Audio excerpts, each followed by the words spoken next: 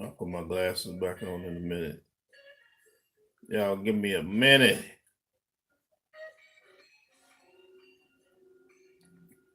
I want to see what's going on. I'm doing some different things here. I got this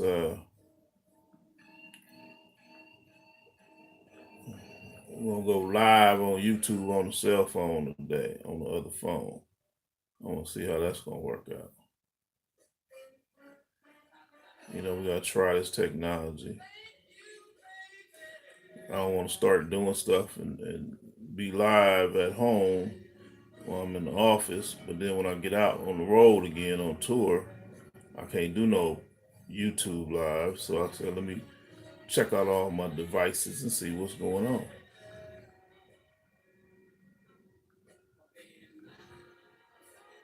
Let's go deeper. Are you supporting racism? Don't even realize it?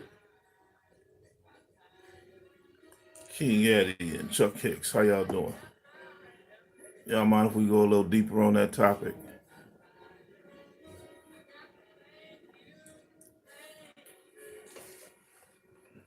Give me a second here.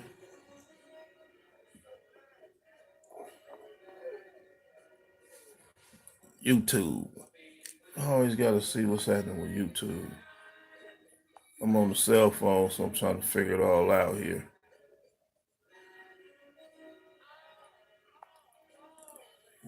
YouTube, say something. Say hi. Say hotep. Say greetings. Tell me what city and state you in, what country you in, or something. Okay, so I want to talk about. First of all, I don't own the rights to that music. I'm just jamming a little bit, sitting here in my mood. Y'all know when I'm sitting at the office, I get to think about a lot of things that's going on that I see in Facebook, and a lot of people don't pay attention. They don't realize it of what it means. They just see things going on, but they don't really realize what it means.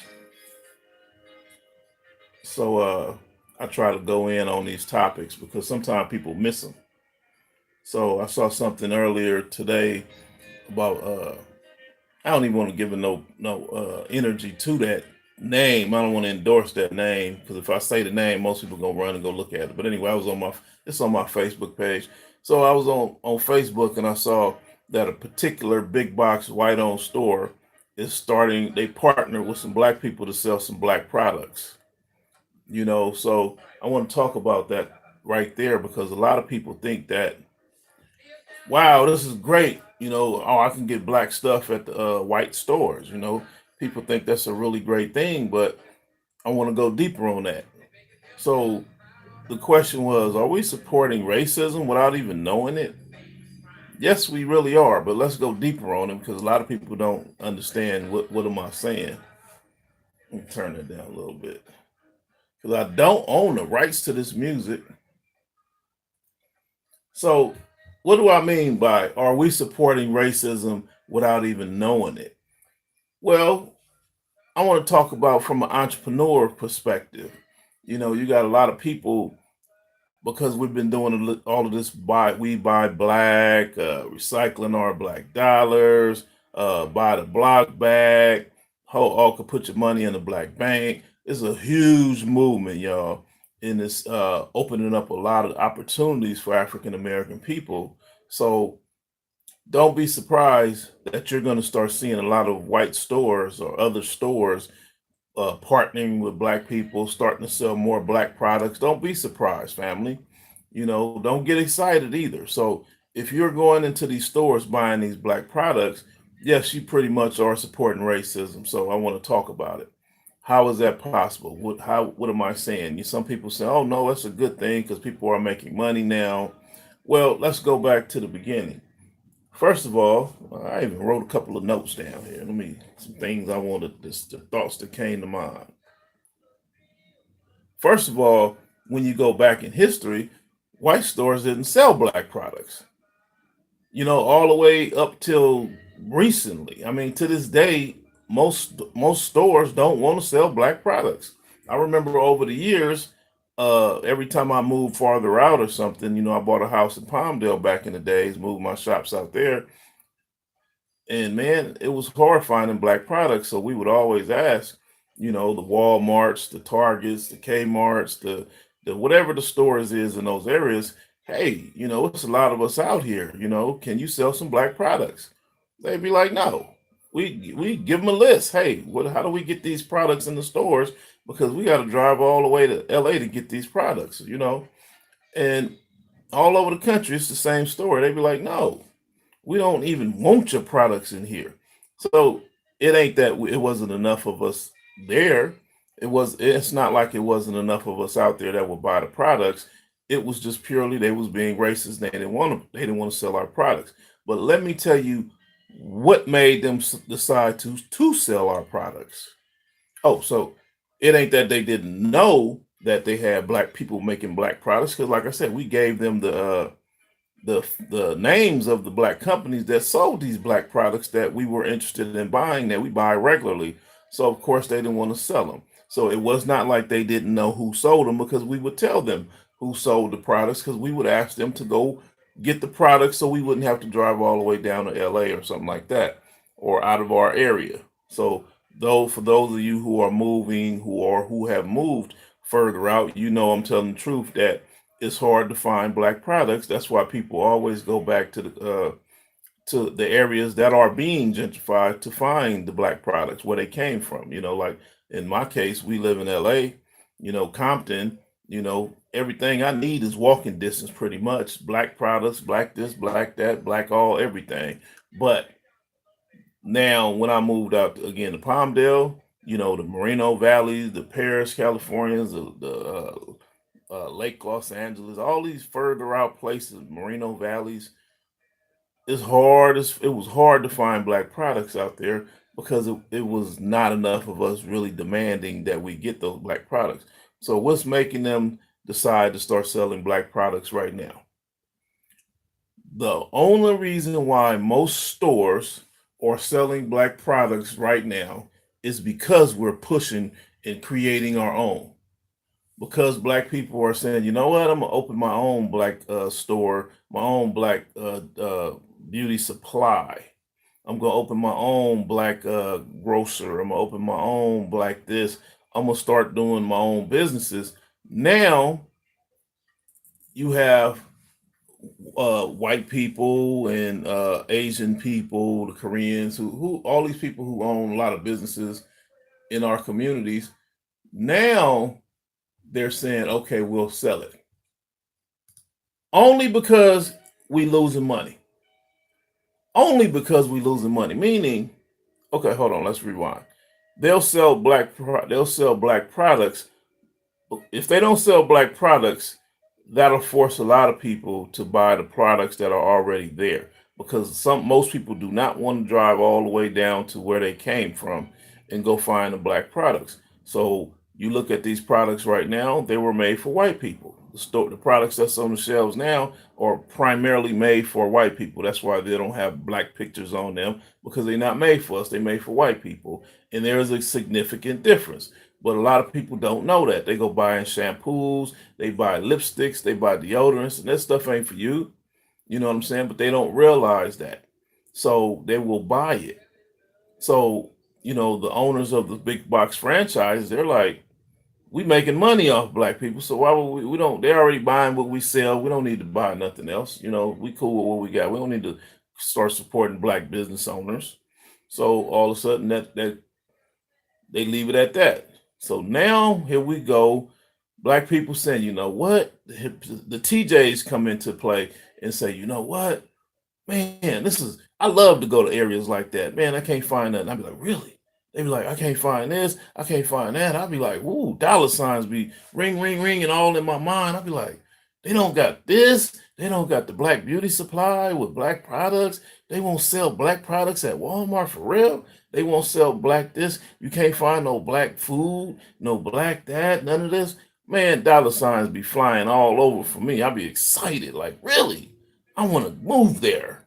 I want to go be the first person to open up something there. I want to go open up something there. So all of a sudden, you got a whole lot of TJs who are opening businesses in them small cities. You know, like I said, for me, that small city was Palmdale, Lancaster, California. You know, I was the first lowrider shop out there, so you know, I bought a lot of stuff that black people like. So I those are areas where you make more money than anybody. You know, you may be in LA making some money, but when you move further out to these areas that are receiving people who are being gentrified, and you be one of the first people to open a business, you're gonna be the one who make all the money because all the people who got customers in LA or these other suburbs, I'm sorry, all these other main cities are moving further out. These people these areas are being gentrified, so people are moving further out, and the people who are already there in position that own businesses are cleaning up like crazy, y'all. They making all the money. So for me, bringing that lowrider shop to Palmdale, that was one of the smartest moves I ever made. That was the most money I probably ever made in my life when I was in Palmdale doing my business because I was the first one out there, and because I knew business, I knew how to strategize and kind of keep others from opening businesses, you know, the same type of business. So fast forward the story, when you turn around and go into, so we got to start looking at that as an opportunity. That's a solution, y'all. We got to stop looking at the, oh, they don'ts and start listening for the they don'ts. Stop looking at them as a negative and look at that as a positive. When you hear they don't sell this and they don't have that, get excited and start asking people like me. Come to me and ask me, hey, can I help you open up a business in this particular city because they don't sell these, and a lot of African American people, black people, are moving out to this area in large numbers. Okay, cool. Let's get you out there and let's help you make some money. So now because of that they see, oh wow, black people are moving out here, opening up businesses. You know what I'm saying? Selling the black products that they've been begging us to sell for decades. Y'all hear what I just said? For decades. Now, black people will move out there and open up a nice business, and immediately it start raining money. Now the white stores are like, okay, we losing money selling this white product that the black people did not want to buy, but was forced to buy it because we were selling it. You know, they because we didn't want to stock the black products and they didn't want to drive to LA and all of that. So they bought this stuff that's not made for them. So now we losing money. So you know what? We're gonna go ahead and go in the black store and see what else they selling in there. So let's send the undercover agents into the black stores, and they start looking and taking pictures and writing down stuff and memorizing the names and the brands.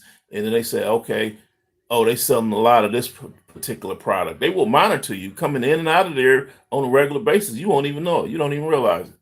You know, they'll come in there and buy the stuff and take it home and see what's and bring it back to the boss.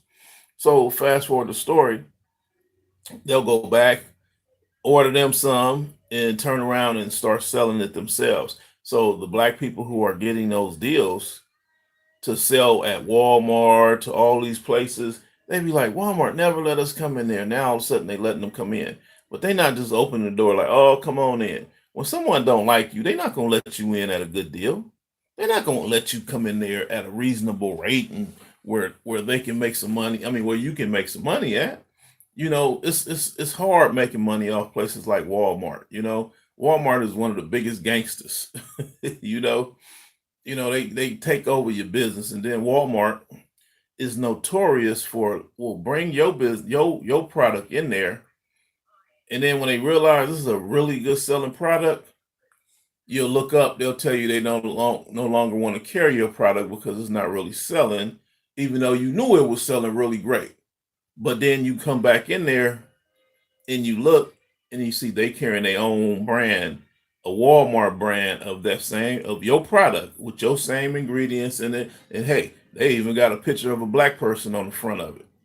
You know, so they like, wow, this is the so now when people come in saying, hey, I'm looking for this particular hair product, I'm looking for this particular soap, and they got a black lady on the front, they'll say, oh, well, we don't have that one, but we got a better one and it's a little more affordable too.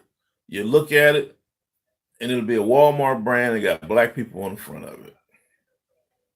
So I don't get excited when black people get accepted into big box stores because I already know They taking money from that little black person who started their business. So again, the only reason why white stores sell black products is because we took it upon ourselves to sell it ourselves. Y'all hear that? That opens the door for white people to want to do business with us. Okay, black people starting businesses, we don't want that. So go ahead and start accepting black products in there. Everywhere I've looked at, family, everywhere I've looked at that did not sell black products, is you got to do your homework too, family. Think about it. I'm sure some of y'all know I'm telling the real. Think about it. When you would go into your store for years, your Walmarts or all these places, and ask them, do they get this product? They didn't want to get it, right? Then all of a sudden, maybe 5, 10 years later, or however long it was, you look up, and then all of a sudden, somebody black opened up a store selling that product. They promoting at your churches. They promoting at all your black venues. They standing outside the schools looking for black people. Like, hey, here go a flyer for you. Oh, here go another black person. Here go a flyer for you. Looking for all the black people. Saying, hey, we got a black beauty supply. Hey, we got a black restaurant over here. Hey, we got a black. It's for us. It's black. And then people will start picking up and going. And then all of a sudden, white folks will say, wow, that store is picking up really good. He's making money already. Go in there and see what he's selling. Go in there and see what he's selling so that we can turn around and do our own. Same thing works out with movies and all of that. You know what I'm saying? How y'all doing, fam? Renee, how you doing? Chico, what's going on, fam? Danielle, how you doing? Marquise, how you doing? Robert, how you doing? Renee, Perry, Sin, how you doing, fam? Ricky, Nigel, Chuck, how y'all doing? King Eddie in the house. Who we got over here on Instagram? Hair TV. What's up, fam? Rainbow, T Baby. So yeah. So again, when you look at historically, most people, most franchises would not sell black products until a black person opened up a black product place. I mean, a black product store selling black products. Then they decided to sell black products. Y'all hear what I said? So when we going into a store and you turn around, greetings, fam. When you go into a store and you see black products on the shelf, you know, you got to think about, are we supporting the people, the businesses that are here? Who we got here? Arabs, Asians, etc. have and are doing this. That's what I'm talking about. Everybody other than us. Anybody selling black products did not want to sell the black products up until they realized that we're selling them. That's when they decided to start selling black products. When black people start selling their own black products, start opening their own black businesses, then white people will turn around, jump up, come in, buy it, go in there and Jew down the black person who's selling the products, make them think they're getting a good deal. Oh, I'm so excited. The Jews, the Asians, the whites are going to sell my products. This big giant corporation is going to sell my products. So they take a major hit, you know, where you're trying to retail your product at $5 because you're trying to retail it, yeah, say $5, and you're trying to you're wholesaling them at $2, hypothetically speaking. They're coming in saying, well, look, we're going to buy so many of them, we're only willing to give you 75 cents a piece. So they're like, well, you know, they got 100 stores, 1,000 stores all around the world. And well, you know, they're going to make me a millionaire. So I'm going to go ahead and do it. But they're undercutting. Then they're telling you, you know what? We don't want your manufacturer to make it. We'll make it. We want to take control. We want to make it. So all of a sudden, how you doing, brother Carl? Appreciate you. You know, all of a sudden, we're going to make the products. We don't need you to make the product. But when they make the products, y'all, that's removing black jobs. That's removing black opportunities. Because if I make a product, I'm going to go hire my cousins, my sister, my brothers, my homeboys, and create jobs in the community. And I'm also going to train some people to succeed me when I decide to retire. I'm also going to train people to turn around and go out and open up my second and third and fourth and fifth location. Where's your book of products we can order from King? We're ready. Well, I got my books and services. You can go to my website, thomastjlofton.com. Thomas T.J. Lofton, that's Loftin. I got my book, Monetizing Gentrification, is on there. And my webinars. Matter of fact, I got a webinar coming up coming up on the 14th, but I will be speaking in Palmdale. I did not say promise. That will be speaking in Los Angeles at the FIBA Center this coming Friday, at from 7 to 9. But I want to finish touching on this story because, like I said, y'all, from an entrepreneur perspective, y'all know I'm a seasoned investor, a seasoned entrepreneur, know a lot about real estate, and I know a lot about business history. That's what we got to look at. I know business history because I've been a businessman all my life. I've been making stuff, manufacturing things, and producing things and trying to figure out how to get these black products in these stores. And like I said, family, the only way we get black products in stores is when we start opening stuff up, opening up things ourselves. That's when white people and Asians, Arabs, etc., will turn around and sell the black product. So when we wanted black movies. Hollywood was like, nope, we ain't making no more black movies. Nope, we ain't making what but one a year. We put one of y'all in a movie. We ain't giving y'all no Oscars. We ain't doing none of that that got to do with black anything. All of a sudden, we got to a position where we say, you know what? Let's start making our own movies. Now Hollywood like, now they trying to they making more black movies. Y'all notice that? You know what I'm saying? It's more of stupid movies though. You know what I'm saying? Make us look real bad. You know what I'm saying? They way in the box office down with these slave movies. You got to ask yourself. See, we just think stuff just happens naturally, and we get excited. Oh, this movie's coming out, but you got to ask yourself, who's behind that movie? You know, because I've been in that car world and seeing movies being made, I know how stuff get financed. These people been begging for movies all their lives. All their lives, they've been like, please do these movies, please. I got a script. I got a script. Hollywood like, hell no. Excuse my language. Nope, nope, nope. Not doing it. Don't want it. Ain't even thinking about you. All of a sudden, we start making our own movies. Hollywood said, uh-oh. Now they start calling those black people back who've been trying to bring them scripts for decades, and then they'll turn around and say, okay, well, let me look at that script again. You like excited. Wow, Hollywood called me. Oh man, I'm ready. They're gonna make me, I'm gonna be a millionaire. I'm gonna get that Range Rover and the Rolls Royces and the big mansion like everybody else got. All of a sudden they say, well, this movie here is too masculine. We want to water these down. We want to put some homosexuality in that movie. We need a homosexual character, and we need some get rid of some of these black men, and we're gonna throw in some white guys. Let the white guy be the hero. Let the white guy be the one that gets the girl to date the black chick. And they be like, well, in an effort to say, people always say, long as I got my movie out, I didn't care. I made some money. But you got to look at the movie that you just put out. It's like, is that what you believe in? How's that going to help your community? It's not. And then most importantly, y'all, they turn around and say, we want to use our film crew. So when they use their film crew, let's talk about that. They're putting jobs in their communities. They're keeping their businesses going.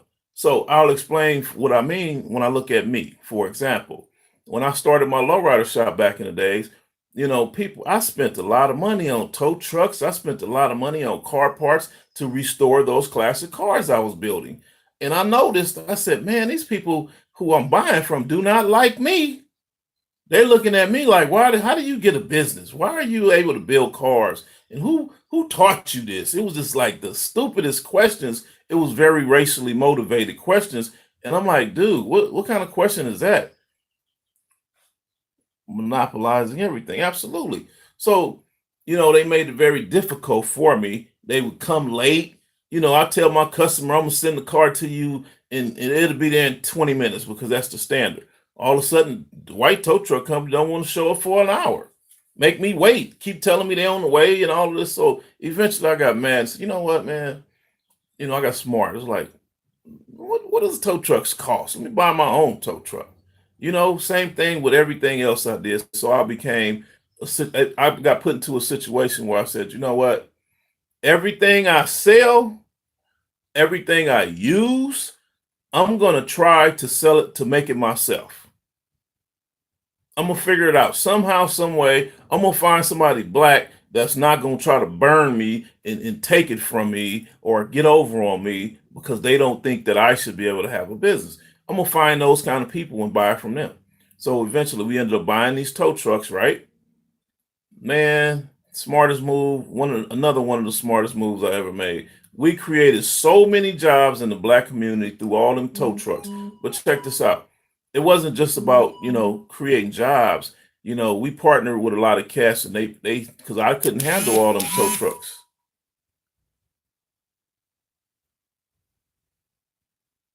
So I couldn't handle all the tow truck people who was coming at me, all the cars I needed, people calling me saying, TJ, we in Mississippi, we got 25 of those cars. TJ, we in Florida, we got 30 of those cars. And then on the next day, I get another phone call. I then sent 5 tow trucks to Mississippi to pick up cars. And then all of a sudden, the next day, I get a phone call and the guy said, man, we in Texas, we got 50 of those cars. Now keep in mind, y'all, we can only get about 8 or 9 cars on each car carrier. Y'all hear what I'm saying? So I was like, you know what? I'm making money, but I'm not trying to buy all these car carriers. I'm not trying to buy all these trucks and just solely do this on my own. I had people calling me at 2 in the morning. I had my guys calling me at 2 in the morning saying they broke down. So anyway, my point was I end up letting a lot of my homeboys start businesses doing it. So when they would buy tow trucks, I would tell them, I'm sorry, I would go tell my partner, I said, y'all go buy some tow trucks, man. Some of these car carriers, some of these wheel lifts, some of these double car carriers, these 10 car carriers, these 3 car trailers, you know what I'm saying? Because I be needing to go pick up a lot of cars and I'm having a hard time. I don't have time to be dealing with all these tow trucks. I build cars. I didn't get in this to start a tow truck company. So all of a sudden I look at all my partners starting these tow truck companies. Now, all these cats is wealthy. To this day, they still doing it, and we dominate those industries. Anything moving cars around, we dominate those industries. So, what was my point? When you turn around and start manufacturing things on your own, when you turn around and have your own, when black people have businesses and we think like that, what I did, when we think like that and say that I'm going to make everything that I sell, or I'm going to control everything that I sell, which I didn't make tow trucks, but I definitely bought a tow truck and I controlled when my car would leave or when I would pick them up. I didn't have to depend on nobody and wait for them. So when you turn around and let something go, when the black products are sold at a white facility, the white person wants full control over it. The Jews want full control. The Asians want full control. They will always tell you, we can make it cheaper. How much are you getting it made for? Sometimes they don't even care what you get it made for. They will come in with a package and tell you, we can manufacture that product cheaper. We can, what you're paying $2 for it, we can get it made for cheaper. You know what I'm saying? We want you to go through our people because we can sell it. That's a part of our agreement with you for selling your product. We want you to use these manufacturers. And if you look at those manufacturers, they don't got no black people working there. But let me tell you why they don't got no black people working there. Because let me use, again, I love to use myself as an example. When I come in the room, I'm looking at things. I'm looking at names. I'm looking at I'm looking at who makes this. You making this with that sign. I see the sign. You make that stuff that I'm buying from you with that machine right there. And they're like, yeah, let me show you how it's made. So they go over there and they punch up some stuff. And I'm sitting there looking at them. And I'm like, oh, can I take a picture? They're like, yeah. I'm not taking a picture of my products being made. I'm taking a picture of the name on that machine. This is the RBX 3000. I'm going home and I'm going to find out who make that RBX 3000 machine so I can turn around and go buy it. I want to know how much it costs. Excuse me, y'all.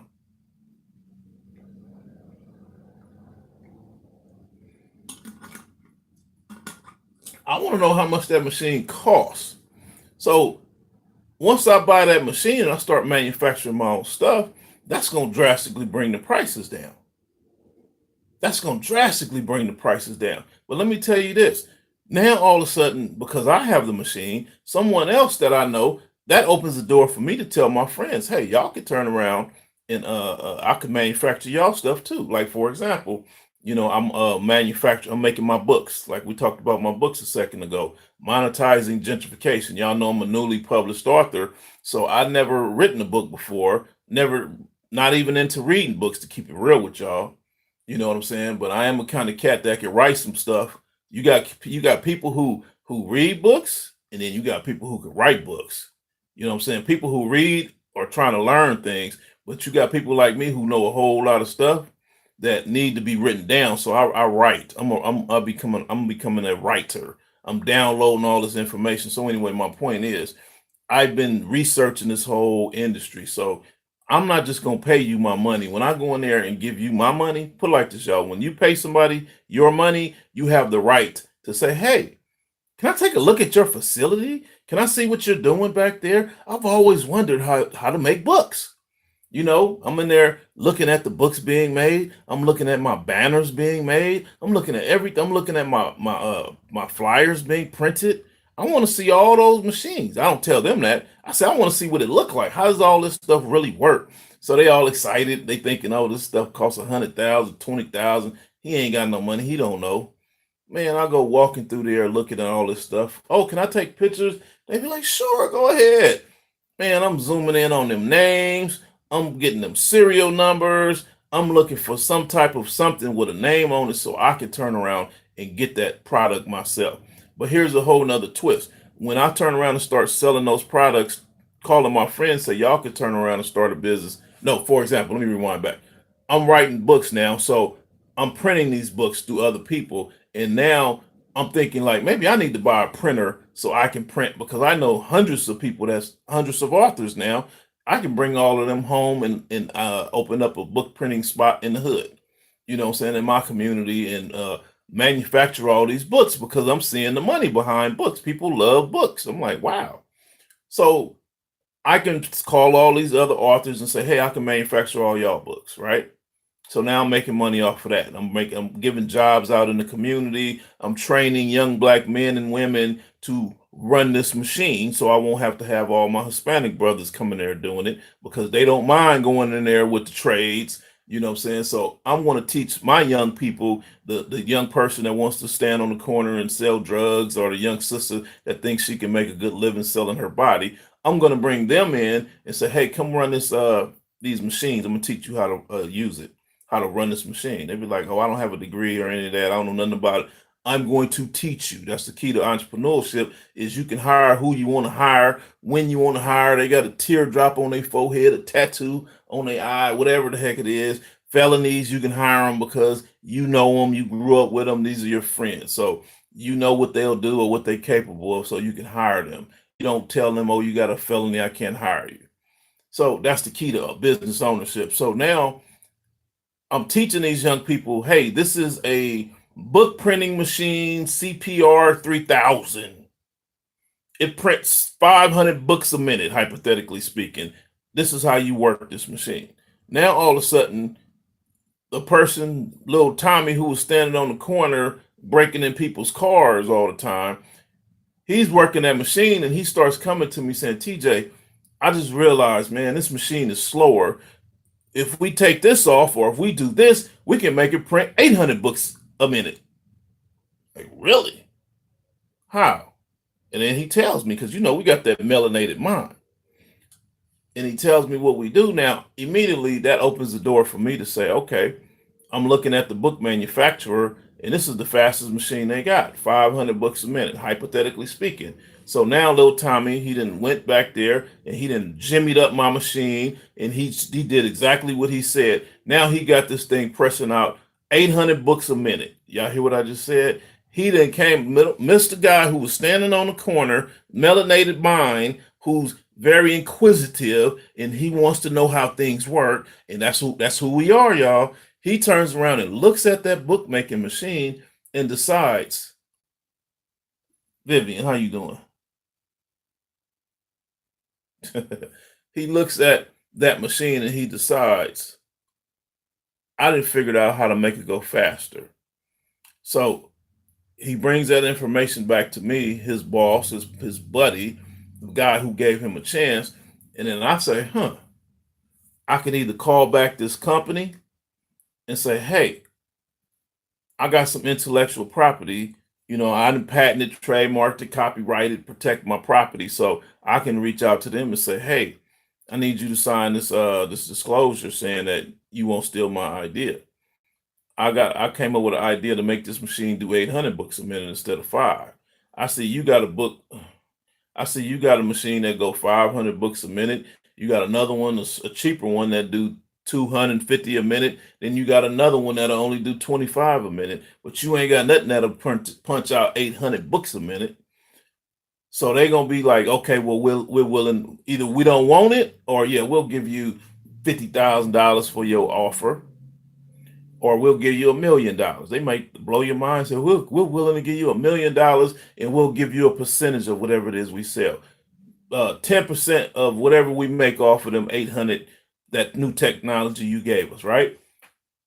So that's low level thinking, honestly, y'all. A brother like me, I'd be like, you know what? How much it costs to make these machines?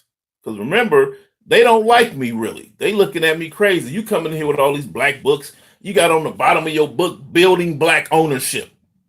Every time I go to a printer, I got to make sure I hear a sarcastic comment. They look at me kind of funny. Something goes wrong with the book. I always got to resubmit the design again. They'd be like, I thought you had it. I did. I sent it to you. I done already printed up this many books, because they don't like the title.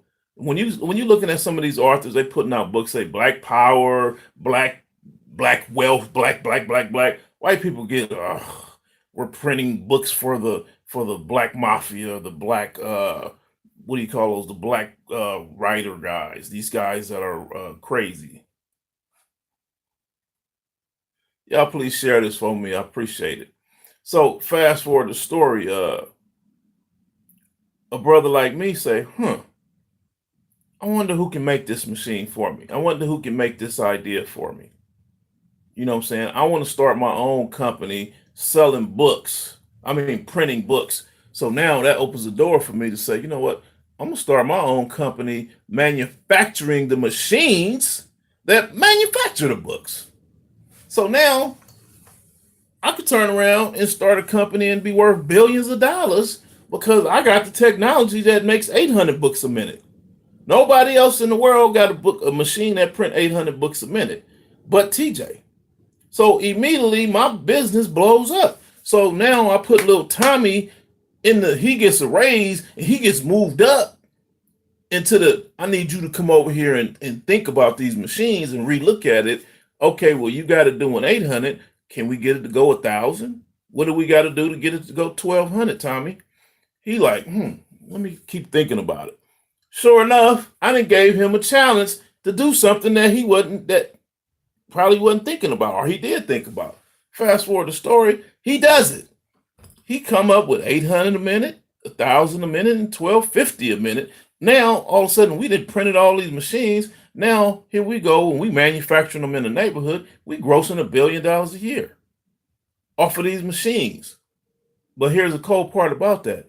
Now, the people who's already making them, now they losing money. In fact, some of them closing down, because the machines that we're making is running people out of business because it's so revolutionary. It took them decades to come up with a machine that will print 500 books a minute. That's the top-notch technology. Now, we jumped up and surpassed that and got a machine that makes 800. So when you turn around and shop at a store and buy black products from those kind of stores, you're killing the opportunity for a little Tommy from the hood to come in there and create some amazing ideas. For a little Tommy, he could have patented himself. He could have said, TJ, you know what? Can you help me find some money, because I want to manufacture this machine that'll go 800 books a minute. And I'll be like, man, I'm not I may not be into the business ownership part of this book printing machine company, because I'm just killing them with manufacturing books. But yes, I will give you the bread and help you start that company. So I want a percentage of it if it's cool with you. You know what I'm saying? He like, of course, I wanted to partner with you. I'm like, you run everything and I'll put the money up. Next thing you know, boom, I'm getting $500 million a year off of his sales because he grossing $2 billion a year. Y'all hear what I'm saying? So now I'm looking at all the people in his church work for him. All the people that he grew up with that used to stand on the corner work for him. So it's so many things like that. So I look again when I go back to me and I look at low riding. We was hiring so many people, family. So many people was coming in that shop saying, "Can I get the hookup? Can you look out for your boy? Can you plug my little sister in? Do you got anything women could do?" You know what I'm saying? I'm like, yes, we need women on the phones to track down these cars and these car parts. I hate doing that. So all of a sudden I had women that stayed home. They was at home. They were like, TJ, she got 3 kids. She can't get out. Sisters was staying at home. I said, I need her to get on the phone and call and find these parts for me. And when she find them, call me and I'll send the tow truck to go get them. I'll send my guys to go buy them, or I'll tell her to order them or something. So I had people don't even realize it. When I had my little shops, they was thinking it was all me. Man, I had sisters that sitting at home all over Compton, LA, and Watts and Palmdale, making phone calls looking for things for me, finding things, returning calls to people, you know what I'm saying, telling them, hey, your car is ready, this is ready, your parts are ready. Hey, did you get your part? Did your car show up on time? Was everything okay with it? Customer service was always, I've been doing that for decades. I had customer service was at people's houses. Now here we go. Recently, I'm finding out that jobs are starting to let people work from home. I'm like, I was doing that in 99. You know what I'm saying? I didn't need all these sisters sitting in my office, in my shop. I would just call them up in the morning in the rising with a list, say, here, I need y'all to do all of this.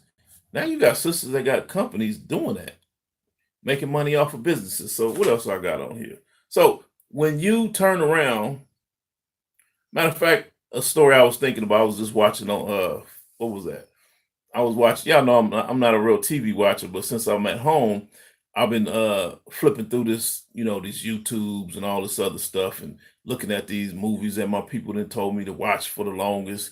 So I was looking at this Soul Train, a documentary about Soul Train that been out there for about 10 years. It's been out there for a while. But looking at Donald, what's his name, Cornelius or whatever the brother was that started Soul Train, and I looked at it from an entrepreneurship perspective, right? He was killing the game. That was a profound story. I really like that story of how he came up. That was a profound story for a brother, you know? And I looked at it and I realized he said that going back to the story, what I'm saying, what is it? Not Soul Train. Soul Train was the New People. The reason why he wanted to do Soul Train is because American Bandstand did not want to have black artists on their shows, was very disrespectful. They would only bring in the top-notch black artists. You'd have to be Tina Turner or Aretha Franklin in their prime, destroying, just dominating the market, the music market, to get on American Bandstand. And then when you get there, you the top of the top, best of the best that black people got the in music that got this amazing song out, and then they turn around and disrespect you when you get on the show. Oh, I was like, wow, that's so classic of them. That's typical. You know, he was acting like he didn't know who. I don't remember what artist it was. It was either Aretha Franklin or James Brown, one of them that went on the show, and he said, "Oh, I can't even remember your name." You know what I'm saying? So I was like, just disrespectful, you know. But my point was, Don Cornelius said, you know what? They don't even want to play black music on the show. Barely, they would put the black artists on last and then cut it off. You remember how those TV shows would end? They would cut the show off in the middle of the song. This whole TV show cut off, stuff like that. So fast forward the story, Don Cornelius, he does his own black show called Soul Train. All of a sudden, boom, Soul Train blows up, starts becoming big, and all the black artists, and next thing you know, white people no longer want to watch American Bandstand. They want to watch Soul Train because they want to hear the black music. So all of a sudden, the dude on American Bandstand gets mad, and he goes and replicates Soul Train. He replicates it to the fullest. Go hire a black man and say, hey, We want to run Soul Train out of business, Mr. Black Man. We're gonna bring in black musicians and we're gonna bring in black dancers, and we're gonna do just like Don Cornelius. The black person who took that job uses sellout. Y'all hear what I'm saying? Don't you gonna make money and you know his goal is to run that black business out of business. Y'all hear that? See, we got to think about stuff like that. The black people who would watch that show was a sellout. But most people don't realize it. They're like, oh, good, we got another show competing with Don Cornelius, competing with the Soul Train. See, we got to think about stuff like that. It's like, dude, I can't support you. This brother was the first person that ever did that, and he been taking care of us. We got that on lock. We don't need another one. You know what I'm saying? We don't need you trying to come in here and run Don out of business. That ain't right. You know what I'm saying? So when you turn around and take that job, that's selling your own community out, especially when you know the white man is paying you to do it. You gonna participate and support the white guy so he can try to run the black men out of business. See, that was wrong straight across the table. I was just thinking about it. White guy did what we expect the white guy to do. He gonna try to run the black man out of business. Even though he didn't use black music, he didn't want black artists on his show. He was disrespectful to black artists. So I peeped that out. So all of a sudden, he gonna go in his anger, go turn around and hire a black dude and say, I want you to I'm gonna create a show, and the goal is to be just like that Soul Train. I need you to study the Soul Train stuff. And you gonna take the job? Really? You really gonna take the job and want to go down in history as the brother who ran another black-owned business out of business so that the white guy can make money? And guess what happened? As soon as he closed down, if he would have been successful with shutting down Soul Train, you know what his next move was going to be? To close down the one that he started. Shut that down too. Because his main goal was to get everybody to come back and continue to watch American Bandstand, where he don't have blacks on. So when we turn around and we go in and watching these shows and all of that stuff, we gotta be smart. We gotta really be educated and think about that, y'all. We gotta look at stuff, you know. So when you turn on TV or you watching a movie, I like to know the backstory behind stuff, you know, because are we participating in racism? Are we participating in running another black business out of business by supporting this? You thinking, man, they never sold black hairspray in Walmart. They never sold black shea butter in Walmart. Now all of a sudden the black people selling the shea butter. Big Ken, what's up, fam? You know what I'm saying? Goddess, how you doing? Now all of a sudden the blacks are selling shea butters in these black grocery stores and all of these black stores. I mean, in these white stores, and y'all getting excited. Trust and believe it was a black person that opened up a store not too far from where you are, and they trying to run him out of business. So that's what we got to start paying attention to, family. So I know all of these things because I'm a historian on entrepreneurship, y'all. You know what I'm saying? I've always been down with the manufacturing and trying to create jobs for my community and help my homeboys start businesses. You know, I've always been with that. That's why I ended up becoming a coach. And we on here talking about, you know, are you supporting racism without even knowing it? Talking about people, for those of you who just came on, we are talking about, are you supporting racism without even knowing it? And we talking about people who will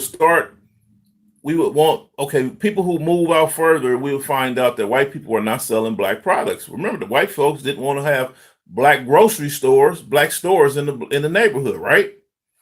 Oh, let's talk about this one right here. White people did not want to open up stores in the black communities. White people did not want, Asians didn't want, nobody wanted to open up stores in the black communities but blacks. So we had to beg for years to get them to do it. So all of a sudden, when black people started opening up mini markets, okay, now somebody decided, okay, well, we're going to open up a little raggedy store. But here's the thing. I'm looking at my homeboy, the We Buy Black brother. He's opening up a black grocery store. I'm looking at some people in Detroit opened up a black grocery store. I'm looking at the brother in Louisiana opened up a black grocery store. So did y'all people out on my Facebook page? See, I be sharing all this stuff on my page to let y'all know what's going on, but I don't take the time out and put this long paragraph of y'all need to, this is why I posted it. I like people to be a little more educated, but maybe I do need to type in what's really going on. they forbid Asians to open up in black communities. Shoot, Asians is deep in black communities. Sister incoming. Right. What's good? Yeah, so y'all know what I peeped out lately? I was looking on Facebook and I saw Amazon is about to open up its first grocery stores. Guess where? In the black communities. You know why? Because we open them up, because they see blacks are starting to do it. Sisters in Compton. Okay. No, the sister in Compton, we talked about her yesterday. We can't be, we gonna have, I got respect for the sister for being there in Compton, but my thing is, we got to have black franchises selling black products made by black people. That's how we create jobs in the community. That's how we create manufacturers in the community. I was talking about a minute ago how the people who started working for me, or if I can't, I was talking about me buying me as an author. I wrote my first book, Monetizing Gentrification. So when I go into the places that make my book, it's always the white places pretty much that manufactures my book. And they got these big machines. So I always, wherever I spend money, I always ask them, can I go in the back and check out the operation? Because I never seen books being made before. And they be like, sure, come on back there. Then I'm looking at all these machines doing shoom, shoom, shoom, shoom, shoom, books going, spitting out 500 books a minute, all this crazy stuff, hypothetically speaking. And then all of a sudden I said, oh, this is pretty cool. Can I take some pictures and video this? And they be like, sure, go ahead. I'm taking pictures of the name on the machine. That is why I pulled my camera out. I want to take pictures of the name on the machine so that I can go call and ask, how much is that machine? The Bookmaker 5000. You know what I'm saying? It's the Bookmaker 500. I'm like, what does that mean? Oh, the machine's gonna be 25,000, and it puts out 500 books a minute, hypothetically speaking. Man, when I turn around and go back and buy that machine, I'm gonna have one of the little homies come in here and teach him or her how to do it. And the next thing you know, they come up with ideas. So fast forward, to get back to the conversation about Sis and Compton. When we buy white franchises will not allow you to sell black products.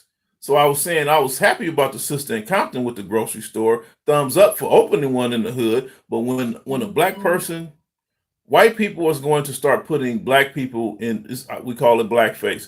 You're going to have a lot of black people popping up, opening up businesses in the black community quite regularly coming up because they're saying blacks are starting to do it themselves. They don't need us anymore.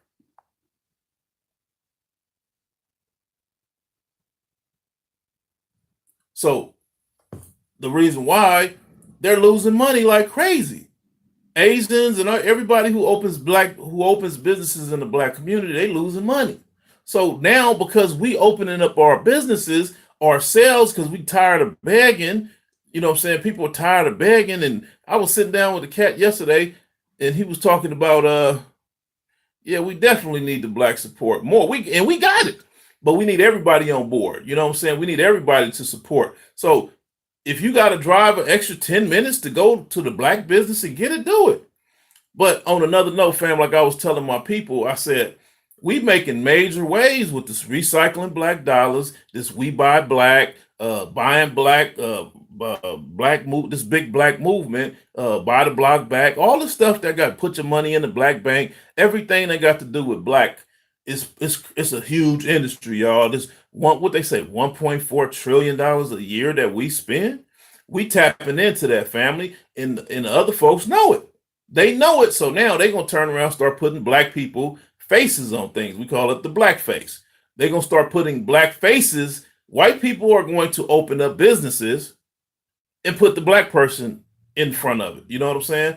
Like I was talking about the story with Soul Train, him and the dude who owned American Bandstand.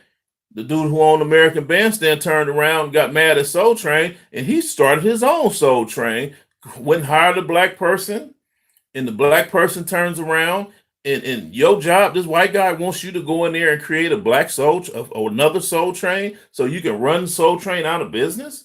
See, we got to think about stuff like that. You gonna take the job to do that because you want to be rich, you want to be known. So your first assignment is to go run the biggest and best black owned, the biggest best thing that happened in the black community in a long time. Your goal is to go run them out of business? What kind of black person is going to do that? That's called a sellout. You know what I'm saying? We need to cut people like that off. But fast forward the story, they turn around and yeah. So y'all don't get excited because like exactly like Whole Foods and all that. First of all, Amazon owns Whole Foods. Did you know that? Amazon bought Whole Foods. So now Amazon saying we're gonna open up a bunch of a bunch of stores in the black communities.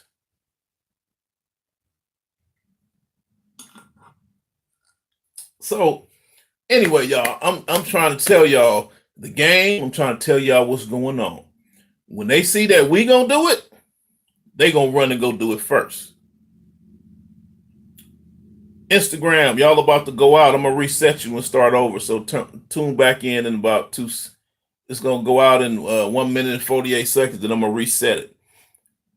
Start it back over. But anyway, so don't get excited when stores start coming. Me personally, if I was there, when I'm in town and they have these meetings and they ask, hey, can we get Amazon to move here? I'd be one on the front row like, we don't want Amazon here. We want you to give that money because they give Amazon tax breaks.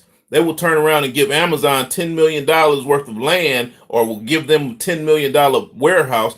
I'll be the one that say, we want to give We Buy Black that money. We want We Buy Black to open up a black-owned grocery store because we don't need no more people trying to poison us.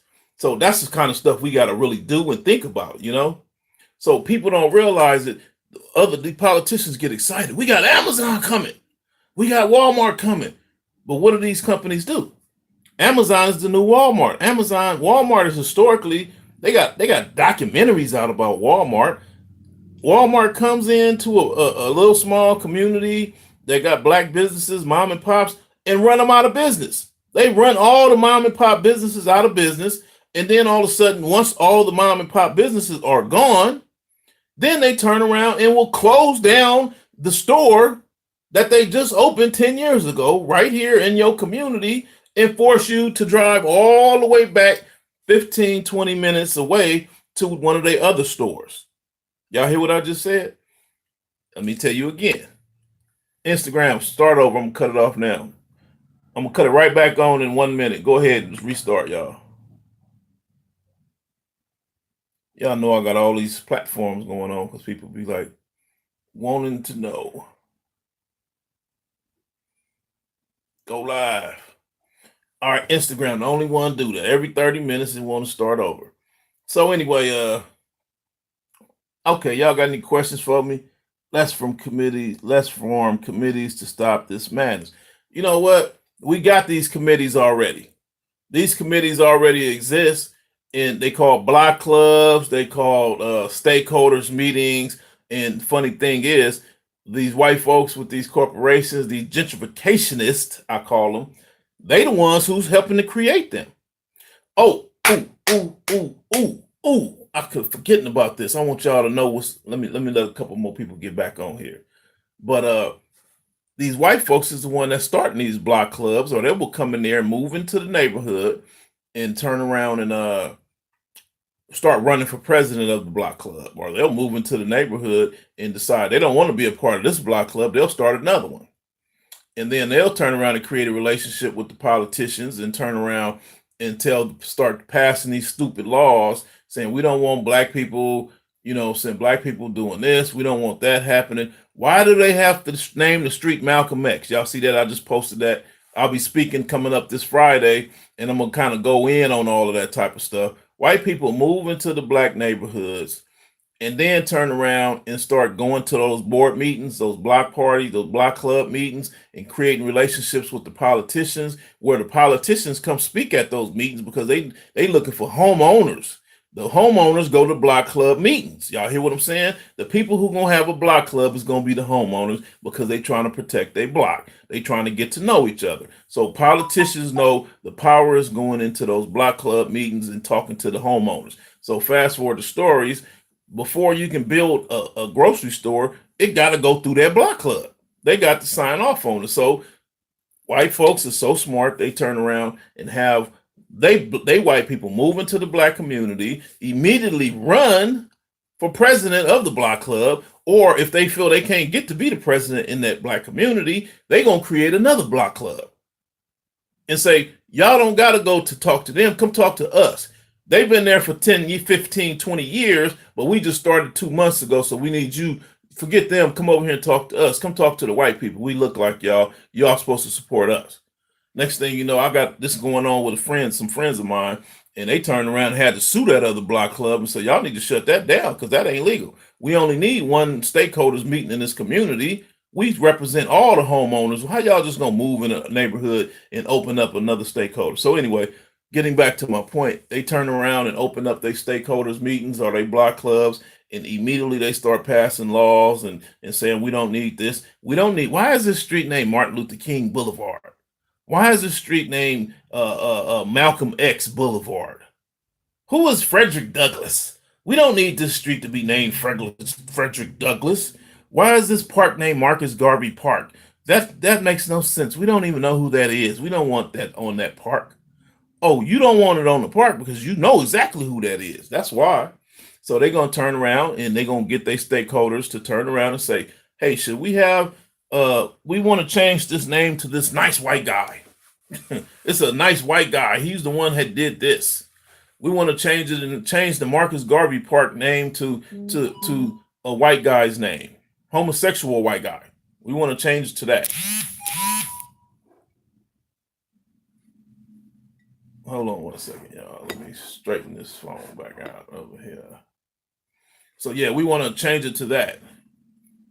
So family, this is why we really got to pay attention. So a lot of people don't got time to join them stakeholders meetings. They don't got time to be a part of those block clubs and go support. But that is a big strategy in gentrification, y'all. Y'all know I wrote my book called Monetizing Gentrification. These are some of the things I talk about. These are some of the things that that is the primary source of how they running black businesses out.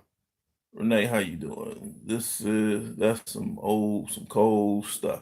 Yeah. So they'll turn around and go into those block clubs and they'll say that they don't want the black grocery store there. They want Amazon to come in. We should rally the politicians to give Amazon $10 million out of the politicians' money, out of the city's money to get Amazon to come to the neighborhood. We don't want the black grocery store don't need 10 million. The black grocery store, like, give us $1 million. We'll put a grocery store there with all black products. The white company, the white people in the community that became the block club president, he's like, we don't want the black grocery store there because we don't even know if that stuff that those black people are selling are EPA certified. Is it certified? We don't know where they're getting that stuff from. So we really don't want that black grocery store here. Why don't we give Amazon to come in? They only want $10 million. Y'all hear what I just said? So now we don't need to fix the potholes in the streets. We don't need to fix the schools. We don't need to do anything where black people are already there begging for money to get done. We're going to get them $10 million out of the kitty. We're going to give that $10 million to Amazon so that they can move that grocery store and bring it in the middle of Compton or in the middle of Watts or in the middle of LA. And they're going to become superheroes. That's what they want to do. And they're gonna get a kickback from their people, and they know that no blacks are gonna be there. So now, if you have an Amazon in the middle of this black community, and then the black people try to come and open up a black grocery store, it's gonna be kind of like interesting, y'all, because the Amazon's gonna sell or Walmart's gonna sell things for a whole lot cheaper. So anyway, y'all, I got a presentation coming up where I go in on that topic right there. And I tell us how to make money and I tell us strategies about that because I've been dealing with this for too long. This is how I know all this stuff goes around. This is how I know what's going on, what's happening. So again, the conversation was all about, are you supporting racism and don't even realize it? Yes, you are. Pretty much we all are. I even fall into it sometimes because it takes research. But it's not that hard anymore because we got the internet. We got social media. You know what I'm saying? When I go out of town, I'll be like, hey, I'm coming to Philly, y'all.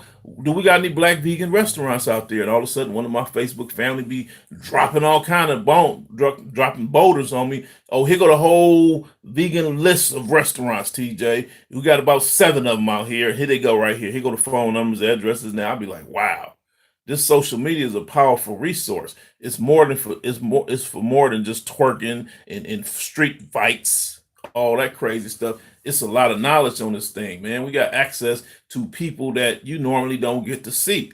You know what I'm saying? I see my homeboys popping up on my feed. I'm like, man, I ain't talked to that cat in a long time, but they pop in and see me on say what's up on Facebook. That make me feel good. I be like, oh, he's still doing good. I ain't gotta ask nobody how he doing because I see him on my Facebook. So my whole point is I can send a message out to people who I need to talk to so we can ask, hey, where's the black businesses at? Hey, who makes black shoes?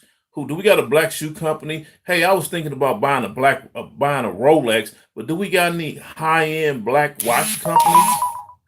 Because I don't want to buy a Rolex because I don't want to be walking around with my Rolex on blinging and all of that. And then all of a sudden you turn around and tell me, oh, Rolex, you know what I'm saying? That was from slaves back in the days. They used to use the Rolex like Tiffany. Y'all know Tiffany, the chains that they had on people, the slaves, those were Tiffany chains. Y'all hear what I'm saying? The chains the slaves wore around their necks and the chains on their wrists and all of that, Tiffany started all that. The handcuffs that we get, the handcuffs that they locking up people with, Tiffany. All of that stuff came from Tiffany. Tiffany was a company started to primarily, their whole purpose in life was about slavery. So when slavery ended, black people were so used to wearing chains and bracelets and all of that, they twisted it and said, hey, you can buy a gold one. You can buy a chrome one, a Tiffany name bracelet. But you go look at them old handcuffs and all of that, y'all, Tiffany's. So again, we just got to be more educated, family. We got to be more educated and think about who we dealing with. So I love Facebook and Instagram and YouTube because I can ask questions. I'll be like, do we got any black high-end watch companies? Because I wanted to buy a Rolex, but I'm not buying it no more. So do anybody, next thing you know, somebody say, oh man, you can get a such and such. Google it real quick. Boom, black man started a watch company. He sells his watches for $15,000. He's a threat. Rolex been trying to buy him out, and he turned them down twice, and yada yada yada. I'd be like, let me get that one. Let me get that right there. I want that watch right there. Rolex trying to buy him out. They submitting offers to buy the black man. I want that watch. I want to support that brother. You know what I'm saying? So this is strategies, y'all. So yes, we are supporting racism without even knowing it, but we got the solution to fix it. All we got to do is go on Facebook and say, hey, do we got a black tow truck company? Do we know of a black plumber? Do we know of a black high-end watchmaker? Who makes shea butter? Who makes black high-end tennis shoes? You know what I'm saying? Next thing you know, somebody typing on my Facebook page, my Instagram, oh, my Master P making his own tennis shoes. Oh, Shaq sells shoes in Walmart. Them is black-owned shoes, blah, blah, blah. I'll be like, damn, I didn't know that. So all of a sudden I'm like, man, that's some good information. That's why I tell people, I didn't want to, don't stop with the Black History just because Black History Month, the so-called Black History Month is over. Black History is 365, y'all. I need y'all to keep putting them articles on Facebook because I'm enjoying them articles. They very educational for me. You know what I'm saying? I'll be sitting there like, wow, I didn't know that. I need to know that. I need to make money off of this. I need to call these people. I need to reach out to this company. You know what I'm saying? Y'all get to telling me all these black businesses that's all on Facebook, and this black person opened up the first vegan shop. That black person, TJ, just wrote a book called Monetizing Gentrification. He's an expert in real estate and business, and he's a gentrepreneur. He's the first gentrepreneur because he's very well versed in strategies and tactics of how white folks get black folks out of these communities. Because I'm a real estate person, I very well overstand real estate. And this is why I wrote the book. This is why I was able to do all the things I did to help prevent gentrification in black communities in my time. The whole Leimert Park situation. So anyway, all of that stuff, it comes from communication, family. I just talk to a lot of people. I communicate with people and I know what questions to ask them. That's where it all comes from. That's where it happens. Who we got on here? I'm just talking, y'all. 24/7. What's going on? Capital, how you doing? Haroon, how you doing? Rainbow, how you doing? I appreciate y'all tuning in, listen to me. So if y'all don't mind, I appreciate it if y'all can share this video. You know what I'm saying? Because it's important that we educate our people. And education is more than just about, you know what I'm saying, how to go get a job. We got to start opening businesses, family. If you want to survive and you tired of surviving and just barely making it, you better open a business. You know what I'm saying? Not you better. I didn't mean to say you better. If you want to survive and live well in 2019 and beyond, it will be wise for you to open some type of business or start making some type of investments with someone who owns a business. What should be my first property? Brother, you know that's coaching stuff right there, brother. That's what I talk about at my presentations. But what should be your first property? Because of so many people, is millions of people. The first property that we buy should always be some type of a apartment building, a commercial building with apartments up top where you have multiple streams of income. Y'all hear what I just said? If you are planning on making an investment, you should make that. If you planning on buying a piece of property, your first property should be some type of apartment building, a threeplex, a fourplex, or something where you can earn multiple streams of income. So you may already have your job, and that's an income coming in. Now you buy an apartment building, a fourplex, and now you have money coming in from the other three, or you have money coming in because you purchased a commercial building and you live upstairs in one of the apartments, but you got the other two apartments rented out, and you rent to the black grocery store downstairs. Y'all hear what I just said? So it's a lot of strategies we can do, but because of the economy is so crazy, can you give info on your speaking engagement Friday? I'll be speaking this Friday at the Afiba Center in Los Angeles, California. It is on Crenshaw Boulevard, right off of Slauson, north of Slauson, on the northeast corner. Uh-oh, hold on one second, y'all.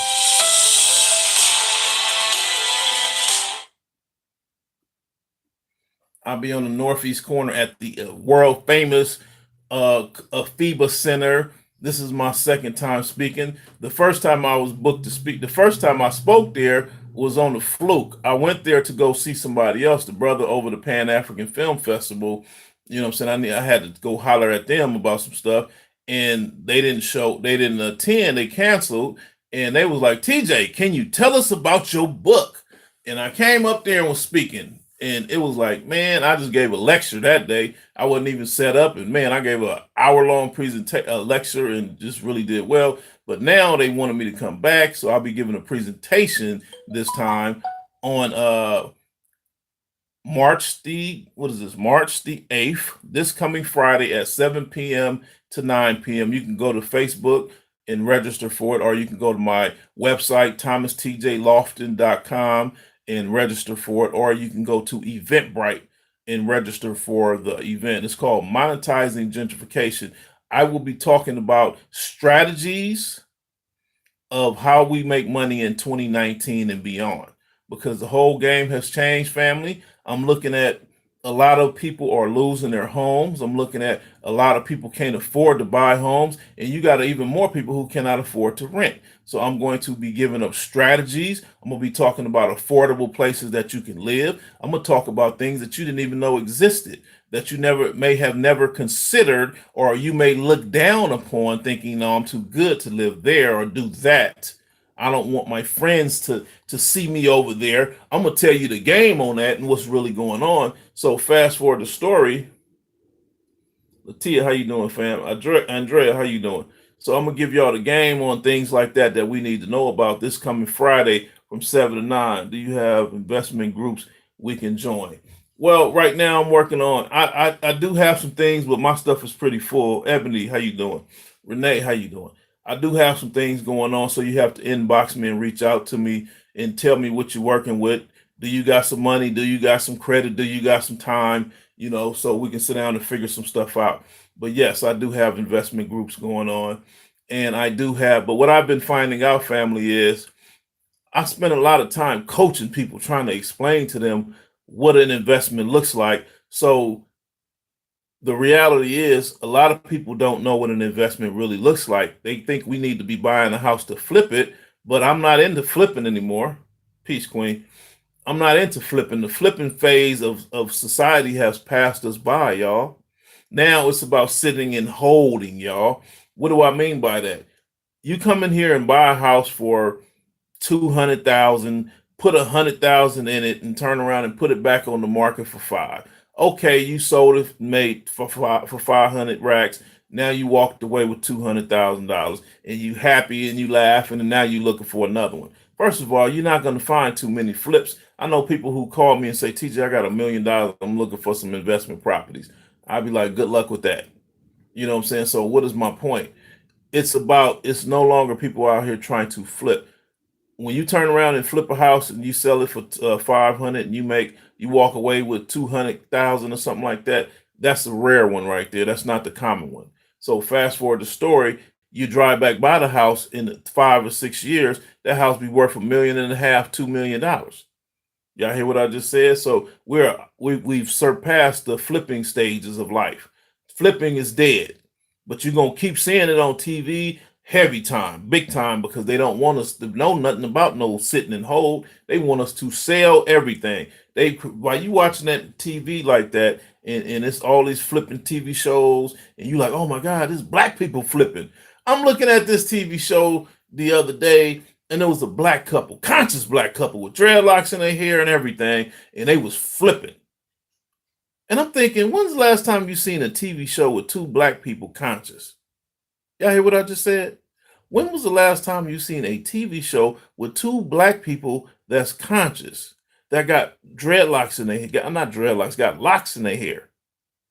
When I see that, that is the last kind of people they want on TV. The only reason why they would put those kind of people on TV is if they talking to you and they trying to discourage you and program you into doing the wrong thing. So they put them people on that TV show showing blacks flipping houses, and you gonna see them doing it, and you gonna say, oh, I can do that too. So I'm gonna flip some houses. So what is my point? When you flip a house, you raising the value of the neighborhood. Every house that sells, it brings the price up in the neighborhood. So they flipping houses in a gentrified neighborhood, and they keep raising the prices. And the next thing you know, you can't afford to flip anymore. You can't find any more in that area. But then all of a sudden, you don't own anything in that area.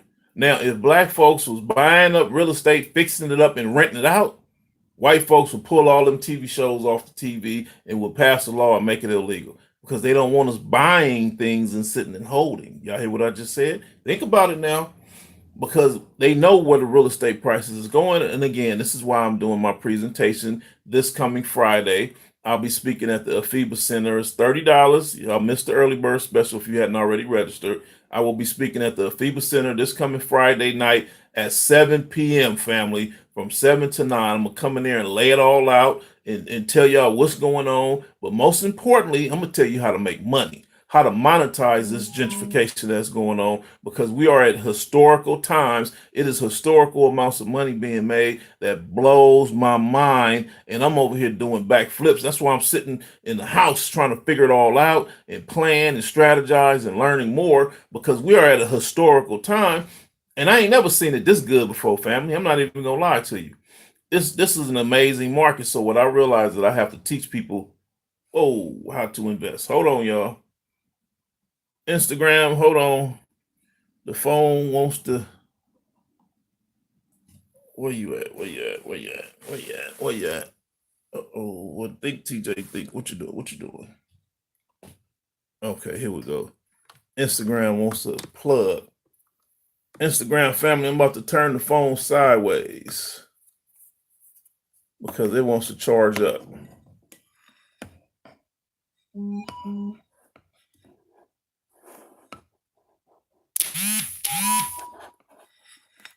Okay, I got something to tell you. Uh-oh. Uh-oh.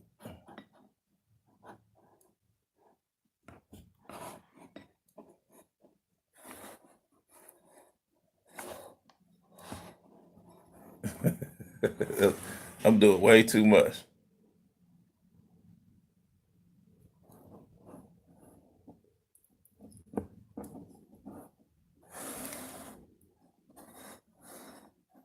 Okay, I ain't set up for that one, y'all. Instagram, we having some issues here.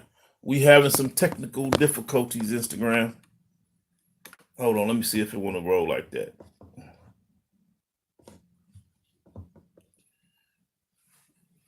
Okay, I'm gonna have to sit back. Instagram, sorry, I had to my whole little operations and changed around. Y'all probably saw my dirty desk.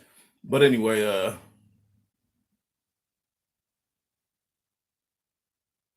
what you say? What about black dollars? What about black dollars? Money that gives back to us like Bitcoin? Hmm. I don't know about Bitcoin. I don't understand that question. What about black dollars? Money that gives back to us like Bitcoin? I don't know. Hold on. Let me drink some more water.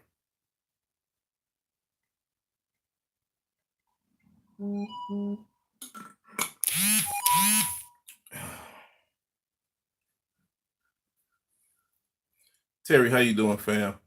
I don't care for Bitcoin. First of all, y'all. Yes, they talking about it a lot. If you invested in Bitcoin back in the days, you made money off of it. It's like a pyramid. If you got on early, you made money. If you're talking about recently, right now, so another thing, we got to get out of the mindset of quick money, fast money, quick. I have people all the time call me at the last minute about to lose their house, about to lose something, in order to spend all the money they had. Then all of a sudden they say, TJ, what can I do to make some money today, tomorrow, quick? Like, why I gotta be quick? Why are you calling me asking me about quick? You know what I'm saying? So why do it have to be quick? You know what I'm saying? Investments ain't always quick. They do got some quick money to make, but that should not be the standard, y'all. We got to get out of that quick stuff. You know what I'm saying? Because investments sometimes take time. It could take, a year. It could take 2 or 3 years. So we got to look at it like that. The biggest investments take 2 years. So when you talk about quick money, you talking about turning over. I'm gonna put 5,000 in and make 10,000 or 15,000 or something like that. That ain't no real money. So every now and then you may catch an investment where some people trying to buy a house, or some people own a house and one of the investors couldn't come through with that last part of that money, and they about to sell the house, so they need another 20,000 to go turn around and put the HVAC system in so they can close the deal off. And now when they sell the house, they gonna turn around and walk away. The house ready to go in escrow, or it's already in escrow, so they'll turn around and sell it tomorrow. That's about the quickest money you're gonna see. But those deals like that are not always that easy to find. Most of us don't plan.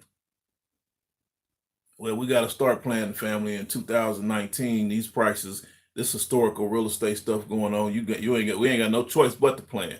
You know what I'm saying? That's why I say y'all see I'm at the house. You looking at my beard is growing and all this old stuff, but I'm sitting at the house in the office because I'm strategizing, y'all, because we had some historical times in business. So on another note, I got a webinar coming up because I've been doing my I'm working on my webinar series to get all my webinars out, because we got a lot of people who really need to learn this stuff. So I'm gonna be doing webinars, and they're $49 for the monetizing gentrification webinar, because it'll be on March 14th from I think 7 o'clock to 6:30 to 8 o'clock or something like that. But you can go on my Facebook page and register for it. You'll see it under Zoom, or you can go to my Instagram. Nope, not the Instagram. You can go to my Facebook or my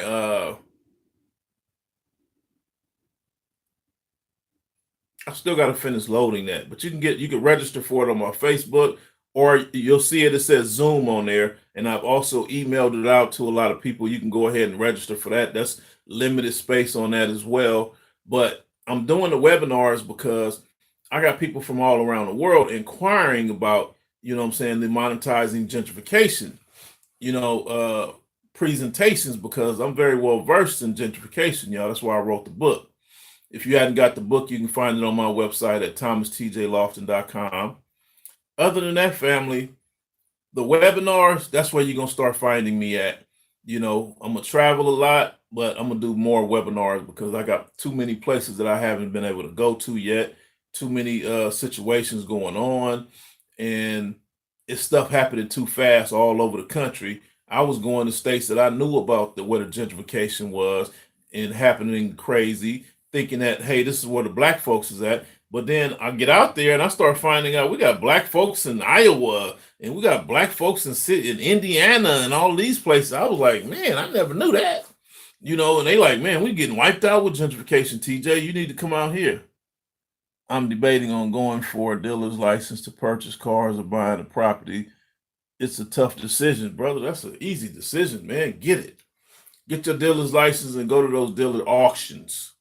That's where the real money is. Right now, if you got your dealer's license, you making a killing right now. You make $1 million in the next 2-3 months. From tax season, the whole tax season ride, the car dealers is making all the money.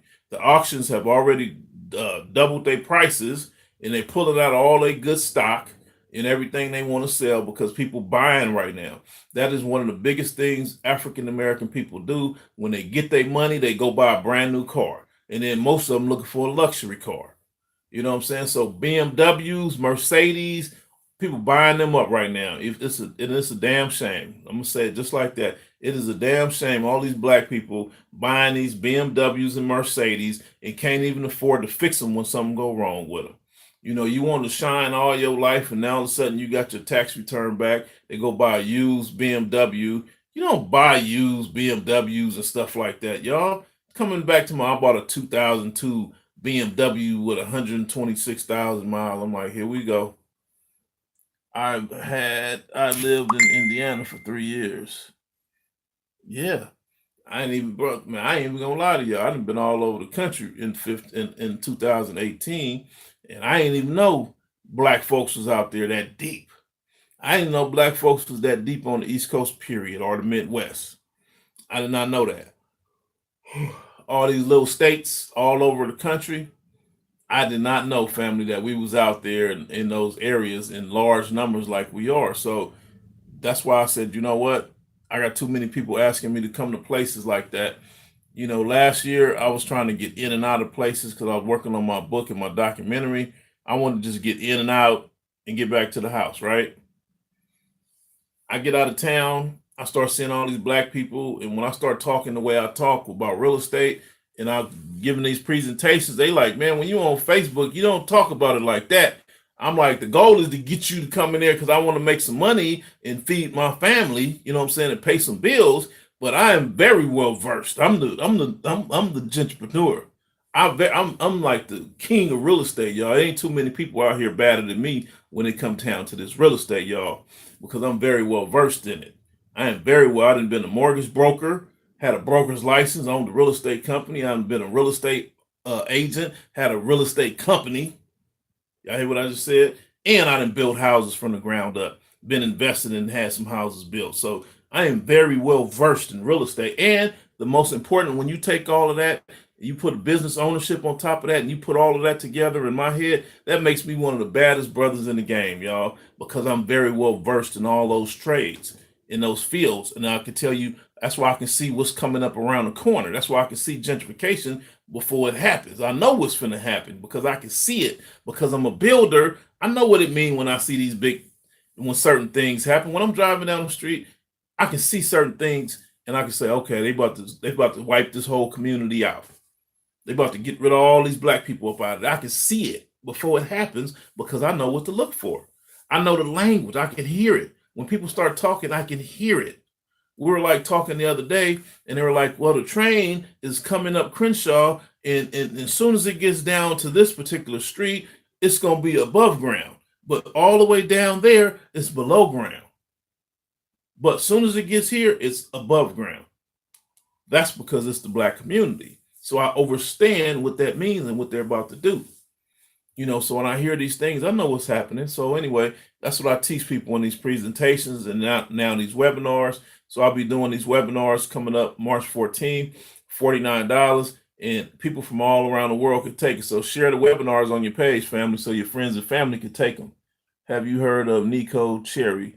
She buys tax liens in Indiana and teaching black people how to fight gentrification. See, I ain't never heard of her. There's so many people out there.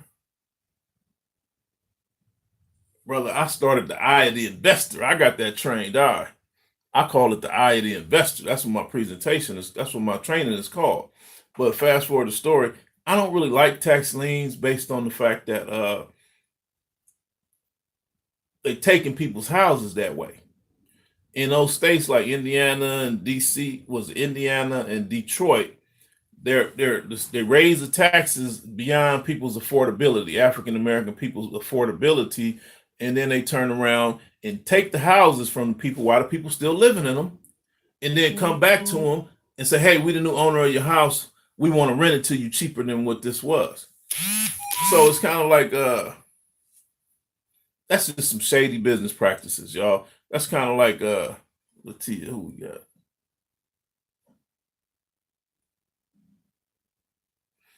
Okay, sure, she helping people do it, get this money. That's cool. But y'all got to look out for them tax liens, because if they got black people living in them houses, I don't like to see us predators on our own people. They illegally taking people's houses. Yes, it's cool to buy these houses and make sure they stay black, but to turn around and buy a person's house because the city then decided to raise the taxes up through the roof. You know what I'm saying? The person bought this house for $2,800, and they taxes is $100 a year or something. Now all of a sudden the city decides they want the taxes to be $4,000 a year, and now all of a sudden black folks is losing houses like crazy, and we getting excited, running out there buying tax liens. Now that I ain't necessarily saying that's what the sister's doing, but that's some of these things that's happening around the country. You know what I'm saying? They using it so they. What you mean battery low? How's the battery still low when it's plugged up? What's going on?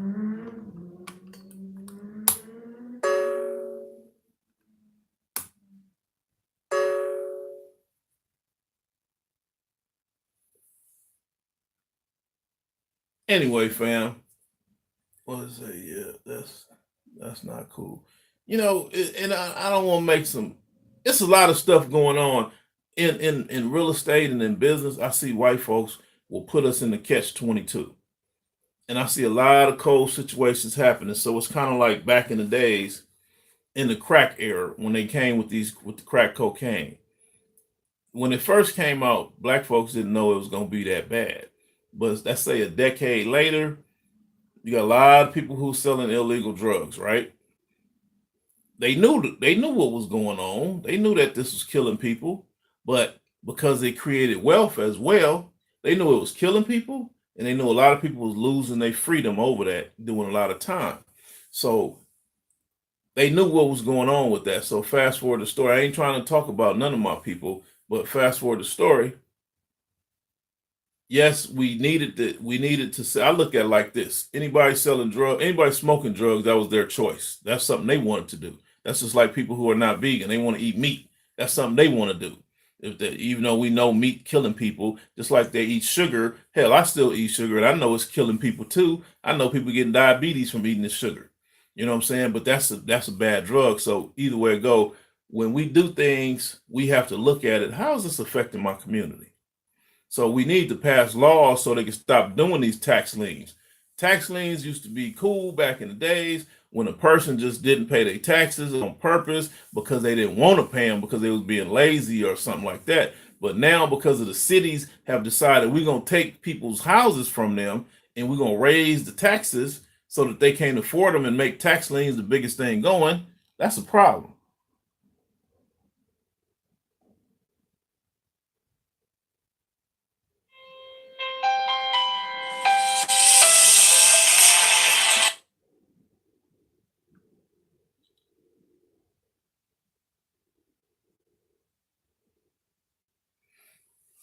Yeah, that's cool though, brother. We got to look at it like this. We got to it's time for us to start building again, brother. And that's what I'm teaching you. That's why I'll be teaching a lot of webinars and a lot of training classes about construction, y'all. So expect to hear about my land development. I got a webinar coming up because when I went out of the country, I did not say country, when I went out of the States and I've been on the East Coast, there's a lot of black folks that got a lot of land family. So because of that, I'll be teaching some land development classes on this webinar platform because we got to learn how to start building. Real estate has gotten so expensive that it opens the door for us to start back building, which we make way more money anyway. But that's gonna be coming up on my webinars, family.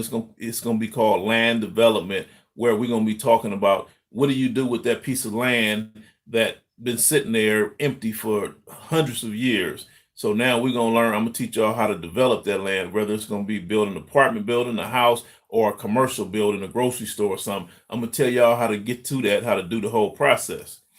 Uh, Also, I got some automotive webinars coming up. We're gonna be talking about flipping cars. That's something that you can flip.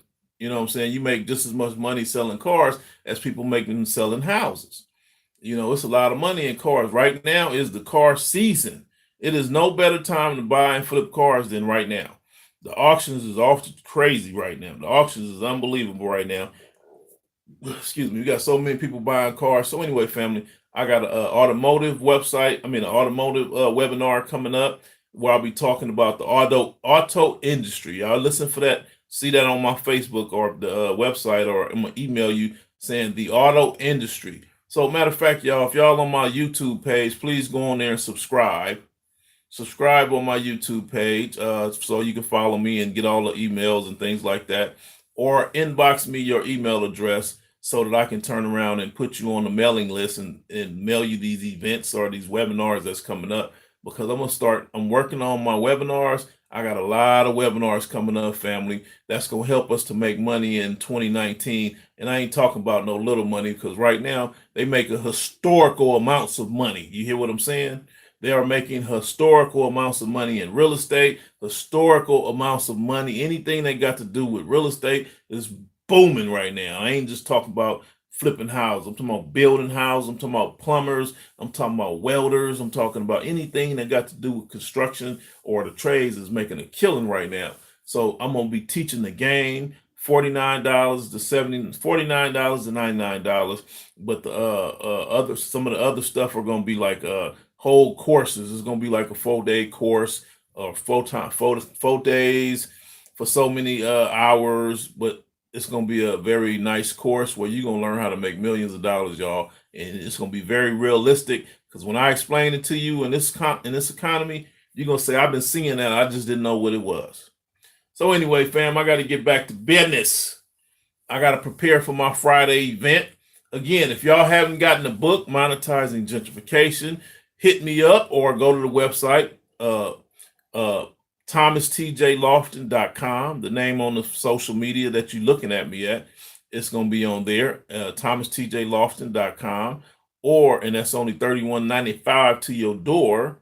I give up a lot of game in that book, family, and it's a workbook as well for our people who want to ask questions and put it in their schools. And I wrote it for the homeschooler parents in the homeschool, and I put so much in there. It's for the adults as well, y'all. It's for educating us on what's really going on in entrepreneurship and real estate. And again, I'll be speaking this Friday at the FIBA Center at Crenshaw and Slauson from 7 to 9. I'll be in there dropping the knowledge about what's going on around the country and how's it affecting you in ways that you can make money off of it, and affordable places to live, strategies, language that we don't use, that we should be using, things that we should be asking for, that we don't know that we can ask for. I'll be breaking all that down this coming Friday, 7 to 9. And then March 14th, I'll be giving a webinar on the same title of Monetizing Gentrification, just like the presentation on the 9th. But I'll be giving a webinar for those of you who are out of state or out of the country. So y'all can go ahead and register for that for only $49. I appreciate it, fam. If you need to hire me as a coach or a trainer, you want to take some training classes and learn how to become wealthy, learn how to make money, what to invest your money in, or how to take your credit and make you some money, or how to take this savings account that you got or the money you made by selling your parents' house. Yeah, I know about all that, family. I know that the baby boomers are retiring and they're leaving their homes to their children or their grandchildren. And a lot of these people do not know what to do with it. A lot of our people saying, man, my granddad left me 4 apartment buildings and I don't know, I ain't even know he had them. I don't know what to do with that. Or mom passed away and left me her house and I don't know if I should pay my student loans off, but I would like to. That's going to, if I pay it off, then I'm going to be right back stuck where I was and I ain't making no extra money. So TJ, can you help me start a business with that money? Yes, I can. Can you show me what to do with this money? Yes, I can. So that's what I'll be doing. If you're interested in me coaching you or giving you a training, doing a training class where I will teach you 360 degrees on entrepreneurship, how to make money, how to identify things, how to have the eye of an investor. Or if you like to fly me out to your city, your state, your country, and have me do a presentation or a lecture in person, reach out to me at area code 310-619-3954. Y'all know I've been on here a lot longer than I had anticipated, but I appreciate y'all. Y'all know I like talking to the family. Let me give some shout outs and see who we got on here. Odessa, how you doing? 24/7, Capital, Heron, how you doing? Rainbow, how you doing? I appreciate y'all, fam. Catch y'all on the next one. Register for that webinar. If anything, share this video or like or subscribe to my page, family. I appreciate y'all.